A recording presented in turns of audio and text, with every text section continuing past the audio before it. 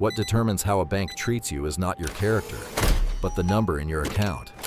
If your account is overdrawn by $4, the bank may charge you a $35 fee. If you have $25 million in your account, the same bank may send its executives to you, discuss interest rates with you privately, and bend its rules for you. You are still the same person. The only thing that has changed is the number next to your name. So, at what point does the bank stop seeing you as a problematic customer and start seeing you as someone it does not want to lose? Let's look at the 8 levels that stretch from a negative balance all the way to private banking. Because at the final level, it is not only the service that changes, the rules change too. That is the real difference. Level 1. Negative balance. There is a small minus sign in front of the number on your screen. Just $4.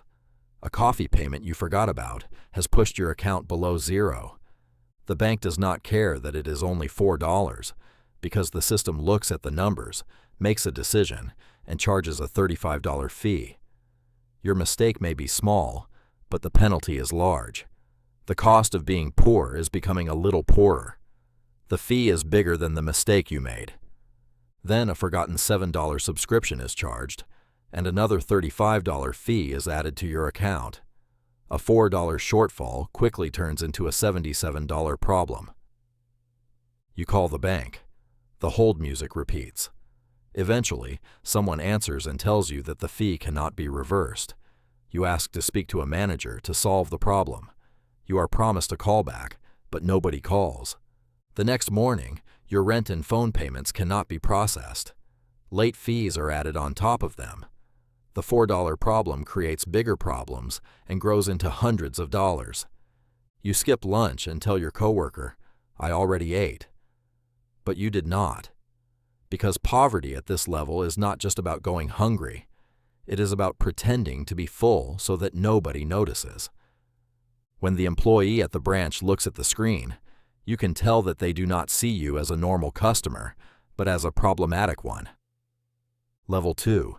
$200. Through overtime, you have brought your account back from a negative balance into positive territory.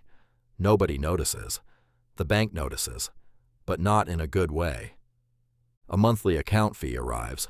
To avoid it, you need $1,500. Do you have it? No, you do not. The bank is charging you money just to hold the little money you barely have. You apply for a credit card. You are offered a secured card. First, you will deposit your own money, and then the bank will offer that money back to you as a credit limit. You do not take the card. When your tire blows, you cannot afford the cost and arrive at work 3 hours late. Your manager simply looks at you for longer than usual. At the branch, the employee smiles at the customer before you, but becomes cold when it is your turn, and sometimes you feel it deeply. You are not insulted. Your transactions are simply processed quickly, and you are sent on your way. At this level, the bank does not see you as a customer. In fact, it does not see you at all. You exist in its records, but not in its attention. Level 3. $2,000. Something changes, but not in you. Something has now changed in the way the bank looks at you. Your salary is deposited regularly. The system sees you as predictable, and the account fee that has been charged for months disappears. You did not even call. The fee is gone simply because your profile changed. Real credit card offers begin to arrive. The institution that demanded collateral from you yesterday approves you in 90 seconds today. The system that ignored you 8 months ago now says yes, but not because you changed. It is because the numbers in your account changed. You are no longer invisible, but you are still not valuable to the bank. You have started to become profitable.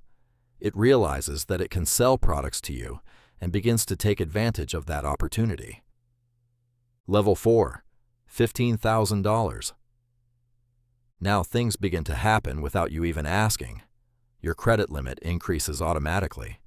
The next day, a real person calls you, gives you a direct number, and asks about your goals. You begin to feel more important. The same institution made you wait 40 minutes when you had $200 in your account. Now it is calling you. The interest rate on your next loan falls. The strange part is this: someone with more money can borrow from the bank at a lower interest rate. That is because the bank believes it is more likely to get its money back. A $32 fee appears on your account. You message your relationship manager. A few hours later, it is removed. No form, no phone menu, just a message saying, "The issue has been resolved." The same fee was unavoidable for years. Now it disappears with a single message. The system has not changed. You have not changed either. Only your numbers and the level they place you in have changed. Level 5, $80,000. You are now a preferred client. That phrase begins to appear on your account statements. You did not earn that title. The number did. Your relationship manager remembers small details you mentioned months ago, because the bank does not want you to move your account to another institution. When you enter the branch, someone stands up and takes you into an office. You realize that there is another world outside the line you waited in when you had $200 in your account. Before you have even chosen a home, you receive a mortgage pre-approval. When a competing bank offers a better rate, your current bank quickly prepares a counteroffer. The institution you chased for years now begins doing everything it can to keep you. The bank no longer sees you as merely preferred. It sees you as worth defending. Level 6, $500,000. The bank is no longer a place you visit. It becomes a service that comes to you. A wealth management specialist comes to your office. They ask about your tax structure, investment horizon, retirement goals, and estate plans. You are no longer offered only products. You are offered advice. A product is today's sale, but advice is what keeps you dependent on the bank for years. When a wire transfer gets stuck, someone answers on the second ring. No hold music. No prepared script. The problem is resolved quickly during the same conversation. You are invited to a private dinner. Nobody speaks directly about money. Money is no longer the topic of the conversation. It is the table itself. At this level, you are not merely a customer. You are an asset the bank wants to protect. Level 7, $5 million. This is where wealth management turns into private banking. Wealth management is a service. Private banking is a relationship. Relationships do not merely follow rules. They negotiate them. Your private banker knows your family, your business plans, and your goals. They do not manage hundreds of customers, but only a small number of accounts. The interest rate on your mortgage is not determined by a table. It is determined in a conversation. A process that takes 2 weeks for a normal customer can be completed in 2 days. Your name is known even at branches you have never visited. Investments that are not available to everyone are brought to you, and some minimum requirements are relaxed. It feels as though everything is being laid at your feet. The bank is not openly breaking the rules at this level, but it is bending the rules around you. Level 8, $25 million. You no longer simply have a banker. You have a relationship that is formally recognized within the institution. Losing you means losing deposits, loans, investment revenue, and advisory income.